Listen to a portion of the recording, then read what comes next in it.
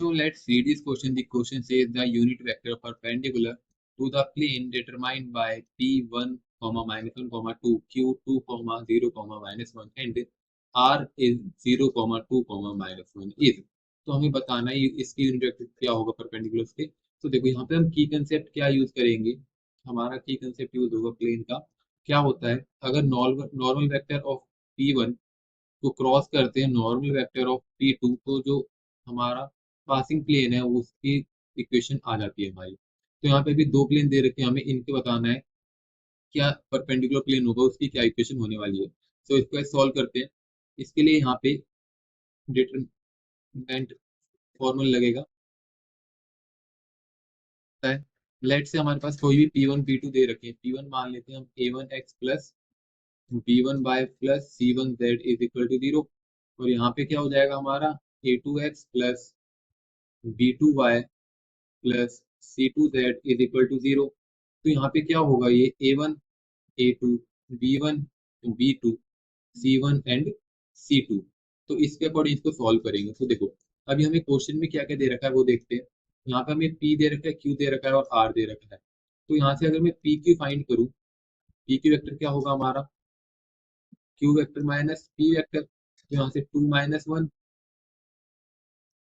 2 minus 1 आई cap और ये 0 minus minus 1 तो प्लस ऑफ 1 जे कैप हो जाएगा। यहाँ से माइनस 1 माइनस 2 माइनस ऑफ 3 के कैप। तो हमारा जो PQ वेक्टर है वो क्या आएगा i cap plus of j cap minus of 3 के कैप। अब सिमिलरली अगर यहाँ से हम PR वेक्टर को फाइंड करें तो PR वेक्टर क्या होगा हमारा PR vector R vector minus P vector. तो 0 minus 1 minus of I cap और यहाँ से 2 माइनस ऑफ माइनस 1 तो ये हो जाएगा प्लस ऑफ 3 जे कैप। अब यहाँ से 1 माइनस ऑफ 2 माइनस ऑफ 1 के कैप। ये हो गया PR वेक्टर हमारा। अब हमने देखा यहाँ पे की कंसेप्ट के अंदर अगर एक नॉर्मल वेक्टर एक प्लेन नॉर्मल वेक्टर दूसरे प्लेन के नॉर्मल वेक्टर क्रॉस करेगा तो उसमें जो परपेंडिकुलर वेक्टर है उसके नॉर्मल की इक्वेशन हमारे पास आ जाएगी। तो यहाँ से हम क्या करेंगे PQ वेक्टर को क्रॉस करेंगे हम PR वेक्टर के साथ। तो ये क्या निकल के आएगा देखो यहाँ पे हम डिटरमिनेंट रूल लगाएंगे आई कैप जे कैप के कैप।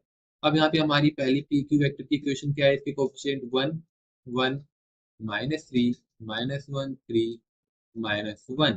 तो यहाँ से इसकी इक्वेशन क्या आएगी आई कैप यहाँ से minus 1 plus 9 minus of j cap minus 1 minus of 3 plus of के कैप। तो यहाँ से क्या आएगा 3 प्लस 1। तो हम यहाँ से देखो हमारी जो इक्वेशन है वो क्या आ रही है 8 आई कैप यहाँ पे माइनस 4 प्लस 4 जे कैप और यहाँ पे लास्ट में क्या है प्लस 4 के कैप। तो ये आ गई हमारी इक्वेशन। अब यहाँ से हमको इसका यूनिट वेक्टर फाइंड करना है। तो यूनिट वेक्टर क्या होता है यूनिट वेक्टर लेट से इसको मान लेते हैं हमारा ये हो गया हमारा ए वेक्टर। अब इसका यूनिट वेक्टर अगर हमको फाइंड करना है तो ए वेक्टर ए कैप क्या होता है ये ए कैप होता है यूनिट वेक्टर। तो A vector divided by magnitude of A vector तो ये हो जाएगा हमारा यूनिट वेक्टर।